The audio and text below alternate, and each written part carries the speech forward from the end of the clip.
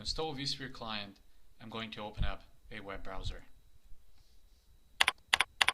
In the address bar, I'll type in the IP address that we configured on the ESXi server. Now this is the standard security certificate error. We'll go ahead and select continue to this website, although the certificate was not issued by a trusted certificate authority. This will allow us to access the HTTPS interface for the ESXi server. Click on the link Download vSphere Client. It's going to prompt us to download and save the file.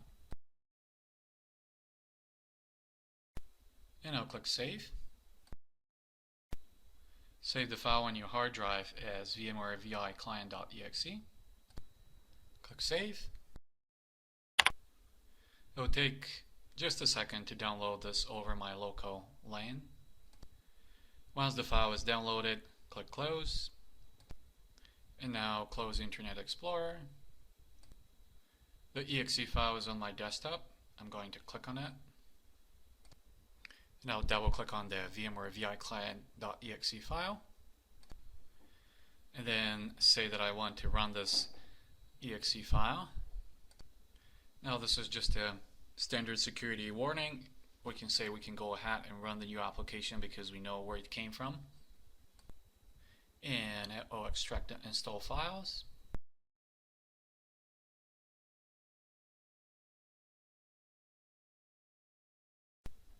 So the first thing we need to do is to choose our language. Click OK. And the VMware vSphere client installer prepares to install the components. And click Next. Next again. We'll need to accept the license agreement. I'll say Next here. And at this point we'll type our username and our company. In this case it's viadmin.com, and I'll say Next.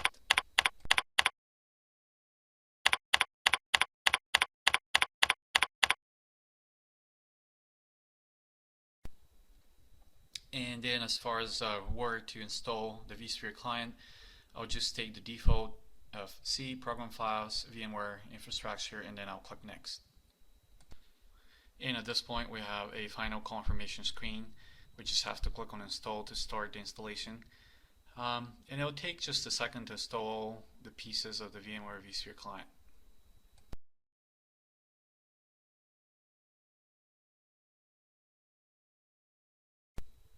Alright, let's see if it really worked. And I'll double click the VMware vSphere client icon. And I'll type in the IP address of my ESXi server. Username and password. In my case, that's the root username and the password that I have specified during the installation of the ESXi host. And I'll go ahead and now click Login. And this is the standard security warning. Basically, it says that this certificate that we're presented with, it's not known to our system. I'm just going to click Ignore. It's going to let us know that we've got 60 days to evaluate the product, and I'll just click OK. And here it is.